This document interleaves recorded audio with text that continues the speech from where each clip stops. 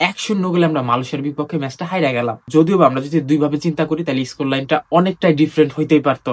আর যদি বলেন বাংলাদেশ এই ম্যাচটাতে কেমন করছে, আমি এক কথাই বলবো বাংলাদেশ পুরা ম্যাচে পুরা মাঠেই ভালো খেলছে, শুধুমাত্র মালয়েশিয়া ডি বক্সের মধ্যে বাদ দিয়া। ওইটাই ভাই, বাংলাদেশ পুরো মাঠে দাপায় বেড়াইছে, পুরো মাঠে বল কন্ট্রোল বাংলাদেশের হাতে, সবকিছু বাংলাদেশের কাছে। শুধু আমরা যখন ডি বক্সের কাছে গেছি মালয়েশিয়ার, তখন আমরা শটটা দিতে পারি না, পাওয়ারহীন কিছু শট দিছি এইটাই। তাছাড়া আমরা ডি বক্সের আগ পর্যন্ত অনেক ভালো করছি, বাট ডি বক্সের মধ্যে যখনই আমরা ঢুকছি তখনই মনে হচ্ছিল আমাদের হাওয়া নাই হয়ে গেছে। আর পুরো ম্যাচে যদি আমরা ডমিনেটই করি তাহলে আমরা হারলাম কিভাবে ম্যাচটা? হাই লাইন ডিফেন্সের কাছে।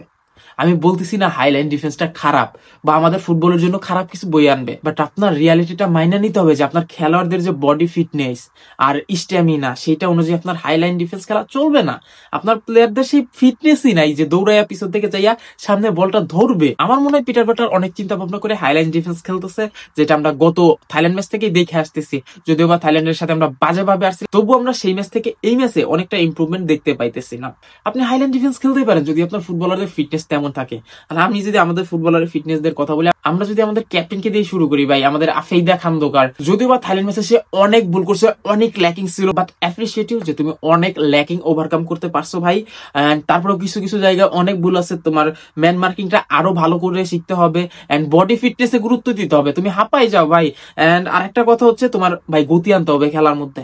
তুমি একেবারে স্লো ডাউন, তোমার পিছন থেকে স্ট্রাইকার রাইসা সামনে এসে বলটা বের করে নিয়ে চলে যায়, এটা খুব খারাপ জিনিস। এখানে আমাদের রূপনা চাকমা, আমাদের গোলকিপার, একটা শিওর গোল থেকে বাঁচাই দিয়েছে। এন্ড আফেইদা খন্দকারের উপর কথা উঠতো ভাই যদি ওই গোলটা আমরা খাইতাম, কেননা তার পিছন থেকে আইসে স্ট্রাইকারটা, সে তার পিছন থেকে আইসা বের হয়ে ভাই 1-1 সিচুয়েশন ছিল রূপনা চাকমা ভাই বের হয়ে এসে দারুণ একটা সেভ দিছে।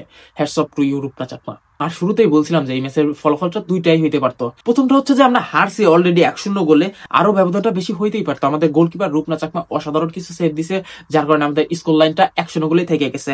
আমরা যদি 1-1 চান্সের কথা বলি, সেখানে দুইটার মতো 1-1 চান্স কিন্তু রূপনা চাকমা সেভ দিয়ে দিচ্ছে, এটা আমি আগেই বলছি already. Hats off to you Rupna Chakma, ভালো খেলছে আজকের ম্যাচে। পুরো ম্যাচে যদি কেউ ভালো খেলে থাকে, তার মধ্যে অন্যতম সেরা পারফরমার ছিল আজকের ম্যাচে বাংলাদেশের রূপনা চাকমা। এখন চলেন অন্য আর দিকে দেখা যাক যে আমরা বলতেছিলাম যে দুইটা ফলাফলই হইতে পারে, সো অন্য একটা ফলাফল কি হইতে পারতো ভাই? পুরো ম্যাচে আমরা ডমিনেট করছি। ইভেন আপনি যদি বল পজিশনেরও দেখেন, আমরা 60% বেশি বল পজিশন হোল্ড করছি, কিন্তু অল অফ এ সাডেন আমরা যখন ডিফেন্স লাইনে যাচ্ছিলাম তাদের, তখনই আমাদের বল পজিশনটা লুজ হয়ে যাচ্ছিল বা আমাদের ভুলভাল শট করতে পারতেছিলাম না, শটে পাওয়ার পাচ্ছিলাম না, এইটাই মেইন সমস্যা হচ্ছিল। বাট মারিয়া মান্দার কিছু ঝলক আমরা দেখতে পাইতেছি। এন্ড ঋতুপর্ণা চাকমার পুরো ম্যাচে একটাই ওয়ার্ল্ড ক্লাস ক্রস দেখতে পাইছিলাম, যেখানে সাগরিকা হেডটাও লাগাইছিল, জাস্ট প্লেসমেন্টটা ঠিক করতে পারে নাই, নাহলে কিন্তু আমরা গোল পাইয়াই যাইতাম। ওই ক্রসটার কথা কার কার মনে আছে জানাই দিন আমাকে। বাট ক্রসটা ভাই অসাধারণ ছিল, একেবারে ওয়ার্ল্ড ক্লাস।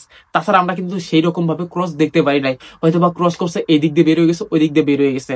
তাছাড়া ক্রস সেইভাবে ভালো ক্রস এই ম্যাচে আমরা দেখতে পাই নাই। মূলত আমরা এই ট্রাই সিরিজটাই খেলতেছি একটা প্রস্তুতির অংশ হিসাবে, সো আমরা প্রস্তুতিটা কেমন সারতে পারতেছি। আর প্রস্তুতিটা নেওয়ার অন্যতম একটা কারণ হচ্ছে mission Australia FC Asian cup 2026 আগামী বছর, যেটা আমাদের অনুষ্ঠিত হইতে যাবে। সো এই প্রস্তুতিটার জন্য আমাদের কি কি ঘাটতি দেখা দিছে এই ম্যাচ থেকে যদি আমরা লক্ষ্য করি, আমাদের ফরওয়ার্ড লাইন একেবারে জাগা নাকা জবরদস্ত ফেল করছে ভাই। ফরওয়ার্ড লাইনে কেউ গোল করতে পারতেছে না, কেউ ভালোভাবে ডি বক্সের মধ্যে প্রেস করতে পারতেছে না, ডি বক্সের মধ্যে শট করতে পারতেছে না। এই দুর্বলতাটা একেবারে ভালোভাবে লক্ষ্য করা গেছে। সো এখানে আপনাকে কাজ করতে হবে, মিডফিল্ডারদেরকে নিয়ে কাজ করতে হবে।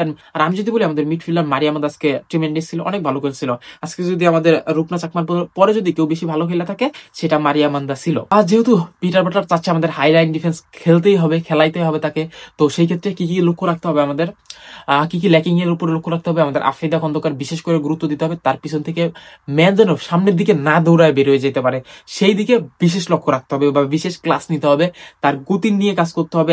শুধু আফেইদা খন্দকার না, আর আমাদের প্রত্যেকটা ডিফেন্ডারকে এই ট্রেনিং এর আওতায় আনতে হবে যে ম্যান মার্কিংটা যেন ঠিকঠাক করে, অফসাইড ট্র্যাপটা যেন আমরা ঠিকঠাক ভাবে দিতে পারি। দেন আমাদের ম্যান মার্কিং আর গতি নিয়ে কাজ করতে হবে, তাইলে আমাদের ফুটবলে উন্নতি করা আরো পসিবল বা এফসি কাপে যাও কিছু একটা অ্যাচিভ করা সম্ভব। আর যদি বলি নেক্সট ম্যাচ হচ্ছে আমাদের আজারবাইজানের বিপক্ষে।